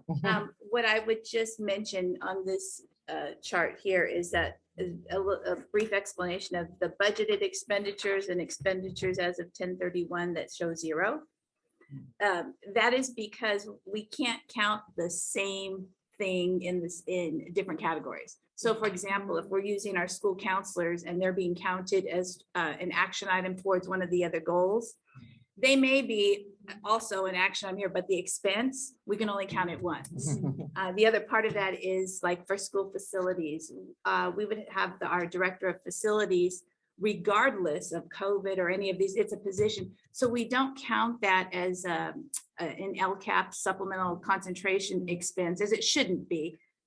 They may be doing additional work or being part of committees or things like that, but it kind of just looks strange to show an action that is free, because we know nothing is really free. But in the technical part of it, we can't count the same people or in other places that we might see here. So I just wanted to share that in case that looked a little odd. There.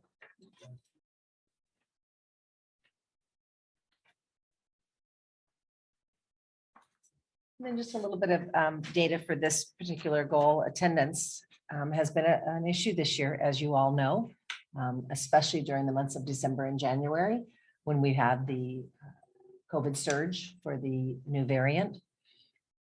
And I have no doubt that that's affected a lot of things, including our academic achievement and including our students feeling like they're connected to their school. You know, it's very hard to be out and then back in, and or their teacher out testing positive, and then they have to stay home. So we attendance was a significant concern for us especially in those months. So you'll see that our attendance data there for the last 3 years, and then 21, 22 at this point in the year, just up to this point is, yeah, it definitely will be, is just under 90%. But again, I believe this data is not because our kids don't want to come to school. I believe this data is directly related to health and safety and quarantining and isolating. And then suspension data is also listed here, since that's one of the data points in this particular section. A couple reminders as you look at this chart. So our last full year of suspension data would be from 18-19. That's the last year that our kids were in school for a full year, regular learning, regular days, regular times. At the end of that school year, we had a total of 95 suspensions. In 1920, it looks like it went down significantly, but you'll all remember in March we closed. One could assume, I don't have to assume, one knows the majority of our suspensions happened in the spring. So we weren't here in the spring. So we weren't suspending any students in the spring. So I think that's why we see that drop, if I had to explain it. And then last year, we had significantly lower number of suspensions, which is really good. Partially, I think, because we were on virtual learning, partially because we were on AB blocks and students only in very small groups in our schools. And then, of course, they were only here half day. So. And then this year, we're at 54 as of now. So we're halfway, not quite halfway through the year. Or the spring. Or the spring. Right. But we're about where we were in March. So we'll see where that ends up. And as you know, it is always our hope to not suspend students. We try everything we can for restorative practices and to find alternative ways for discipline. But there are some things that are required that you suspend for, and we can't do anything about that.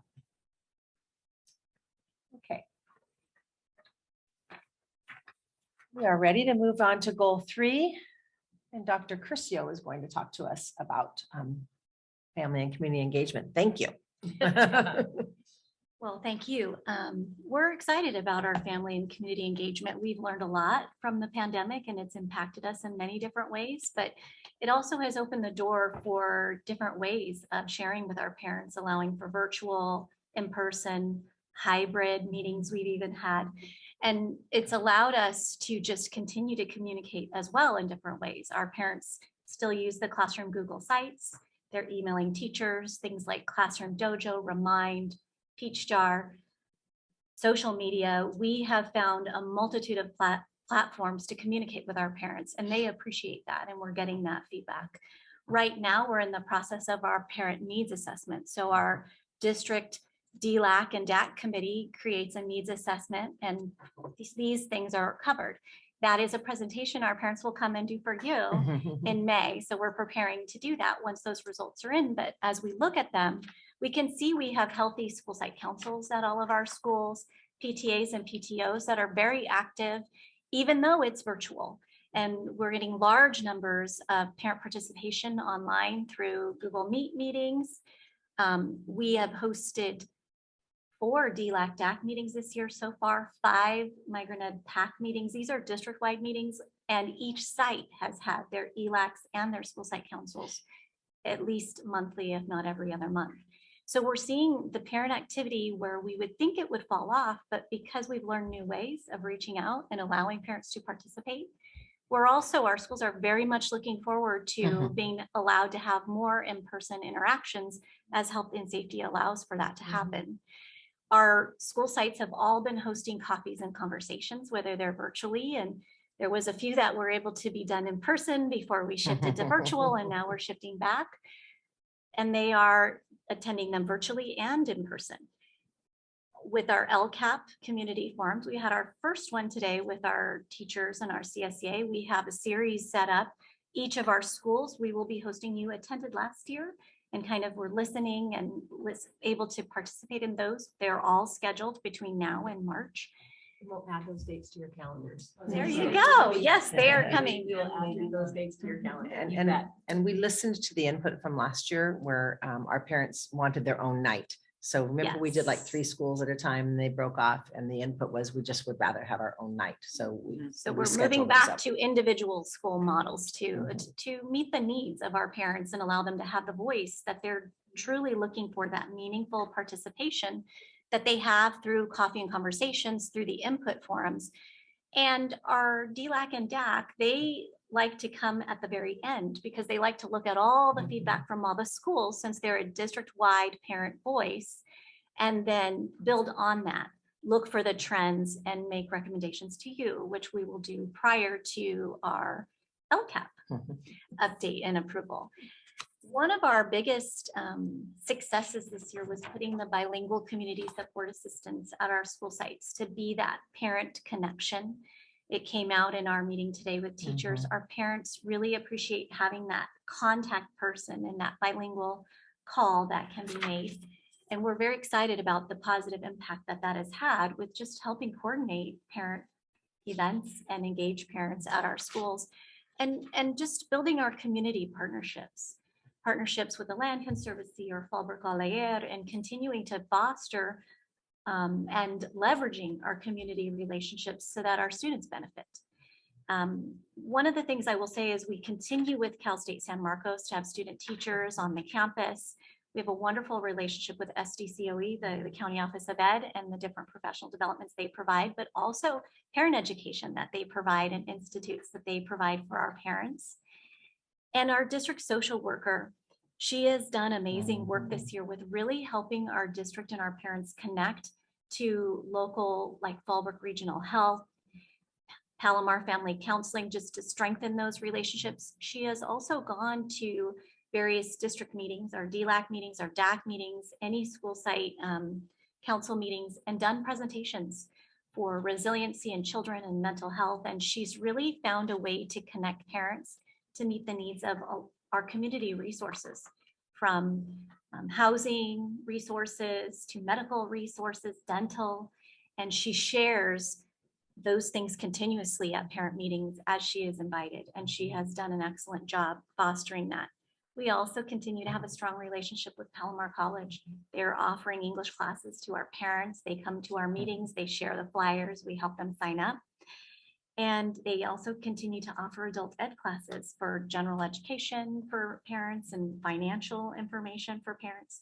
So it's just, you know, as much as we've been impacted by the pandemic, we're still providing a lot of education from our parents. We're getting ready to have our PK graduation for our in-person cohort at May Ellis and our online cohort in the evening. And we will then be rolling into Mano a Mano, which is Dr. Villarreal is doing a Spanish parenting series that will start in April in the evenings for our parents in Spanish.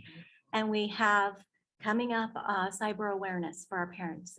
It's an amazing offering that our district does, and every year our parents want to know how they can participate, be involved, and keep their students safe.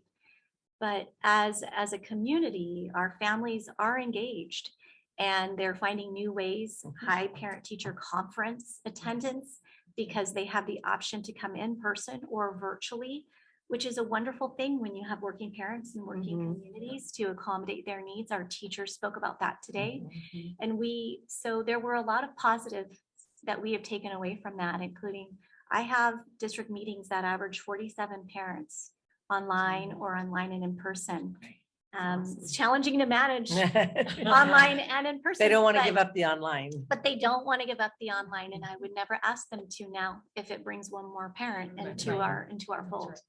So we're excited about our offerings, and we're looking forward to the community input and just hearing their responses about what they want for their children's education, but also their own.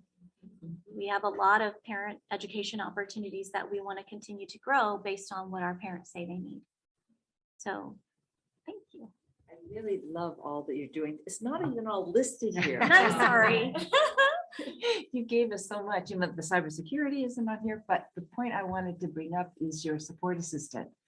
In your next weekly report, would you mind just giving us the background? Because I know that's fairly new. Our bilingual community support assistants. Yeah.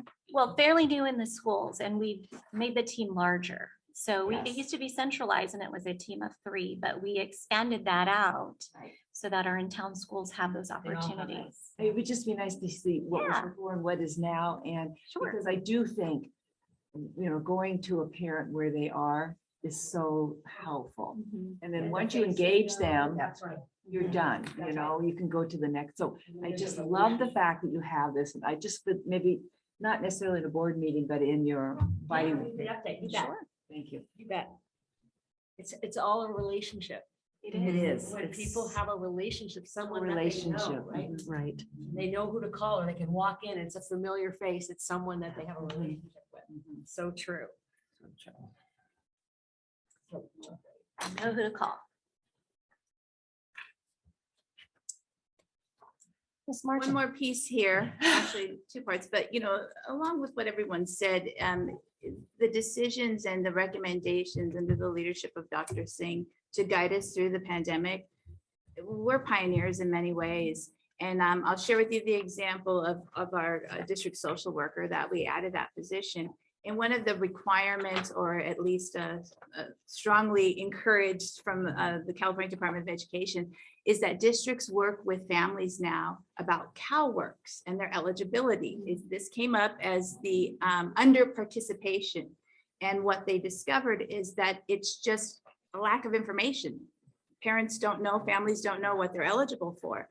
So something that we're going to be doing is that our Director of Child Nutrition Services is working with the district social worker, to people that perhaps maybe would have crossed, you know, paths in some way, but to actually, they made the connection and they're 2 awesome people. You already know that, but here's what we need to do and here's where we can provide. So it's not just the education part, it's the basic resources of being able to, you know, eat and provide that. So it's huge, and it goes such a long way that things that we're required to do where we may not have that expertise or know the most effective way, having that person, the district social worker, who can really help and guide and make connections is just huge. And it just is money well spent. I don't know what else to say, I agree. but money well spent.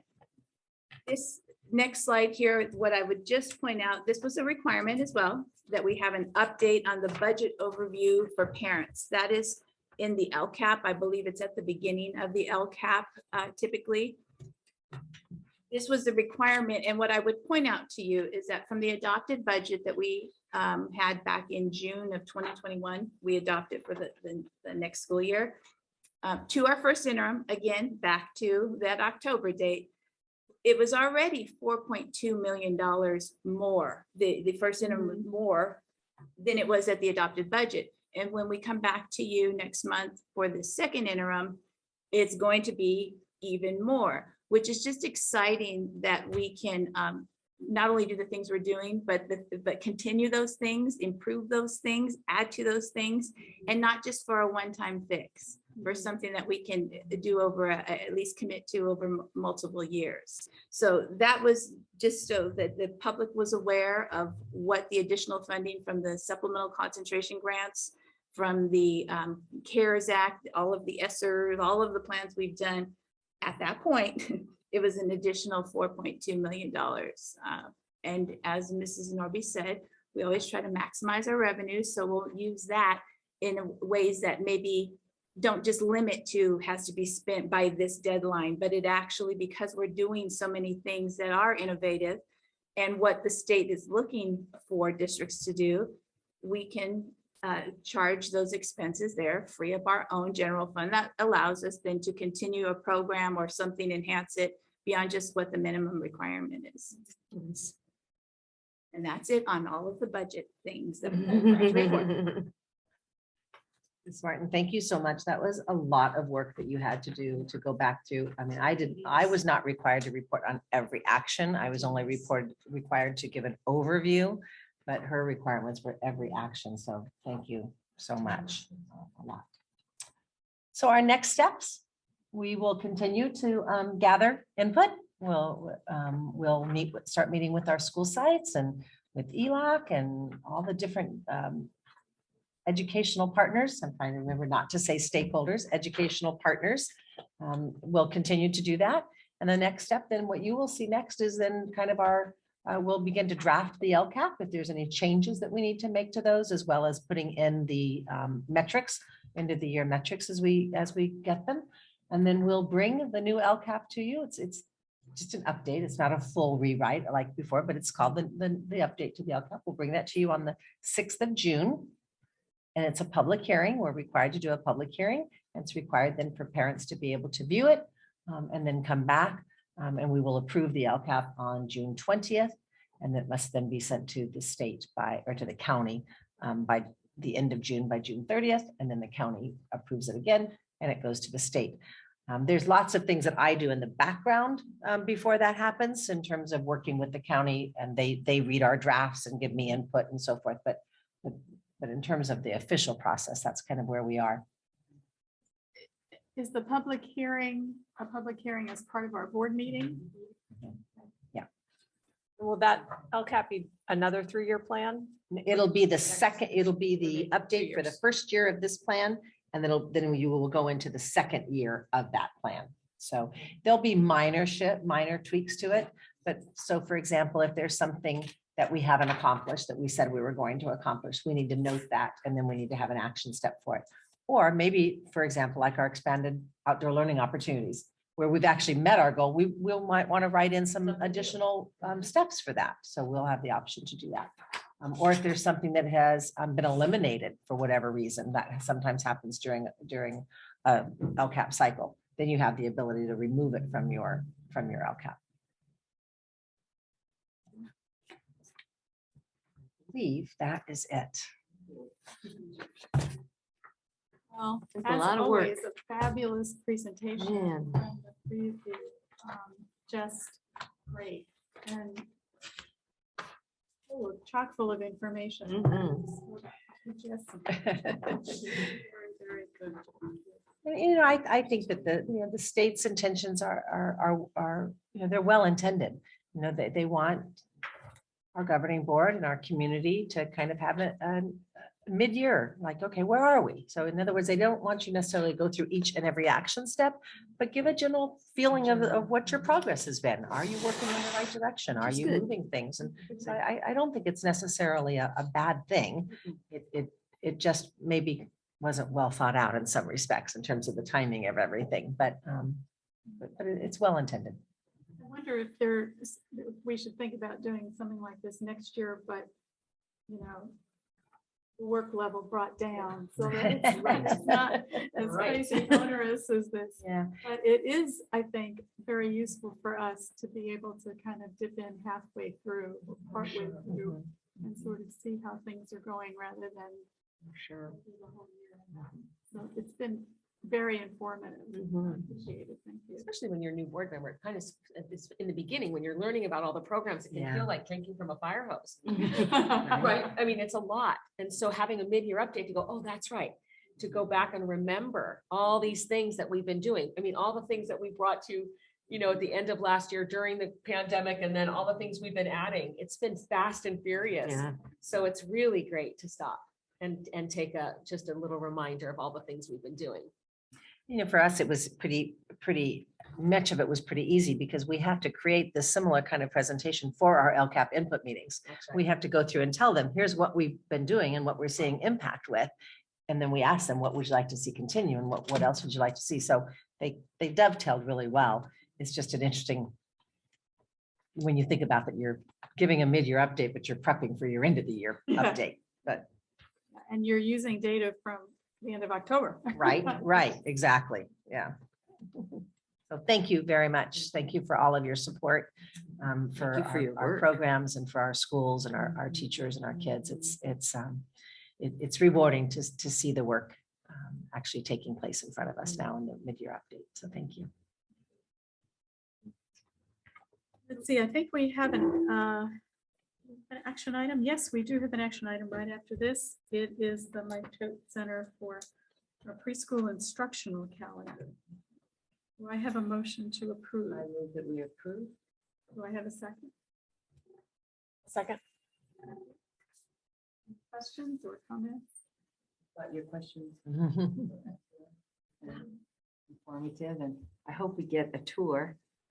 We just talked about it this morning of having our Choate Center added on for our tours, along with transportation and CNS. And Oh, my gosh. so we're gonna plan out. We have to catch up from the ones we missed. And so Ms. Weaver and I were just talking about that just this morning and adding those dates back on. We want to see the kidlets. I know. The little And, you know, mini because we humans. have also the expansion with our new classroom there. Yes. So we're waiting to make sure we're not going to be tripping over things. It's not quite ready yet, but as soon as it is, we'll make sure we get something scheduled for you. You bet. Now we have a vote. Mrs. Lopez. Aye. Mr. Gonzalez. Aye. Mrs. Weaver. Aye. Mrs. Lucas. Aye. And I vote aye as well. It is approved. Information item, workshop and conference attendance. And now we're at the consent agenda. Do I have a motion to approve the consent agenda? I'll make a motion. Thank you. Any questions or comments? All right, let's go for a vote. Mrs. Libis. Aye. Mrs. Lieber. Aye. Mr. Gonzalez. Aye. Mrs. Lopez. Aye. As well, the consent agenda is approved. And any future agenda items for consideration? I have the one, you know, there's been some really interesting advances you've made in outside Yes. coverings and also the whole Wi-Fi Yes. that you've installed. And it would be nice to have just a small report possibly so the whole community, those who listen in might know. I mean, I don't know how much they know. Of course, if they had kids in the school, they would see the activity, but based on what was called in, so much of that you've pre-thought about. Yes. And you've made the whole school accessible to teaching now, it sounds like. From a Wi-Fi perspective, for sure. From a Wi-Fi So perspective. we can definitely do a little bit of, provide you with some more information about that and maybe a short little presentation about that. We can certainly do that. The other thing I would add is, as far as things like you've just suggested, earlier in the year, as you know, we started in the fall, we did a shade analysis at all of our schools. And our, let's just say, our wants for shade are much, much bigger than our funding for shade. So, but it is very important, and what that particular teacher called in about is very important, and it's top of mind for us. So this is the time of year that Ms. Martin and Mr.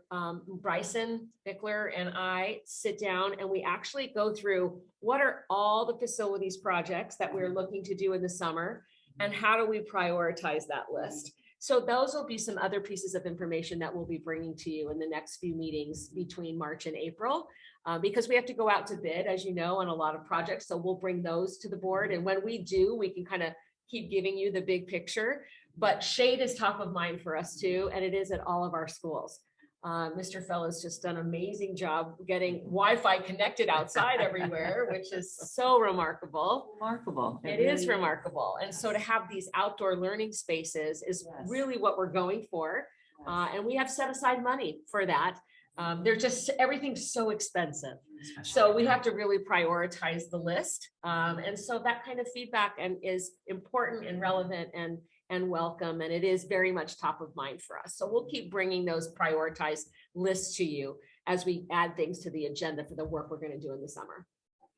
You bet. And do we have a timeline at all about allowing parents back in the classrooms and volunteer? Yeah, that's a good question. Yes. So we'll relook at our parent volunteer policy to decide whether or not we need to make any adjustments to it based on the new health guidance.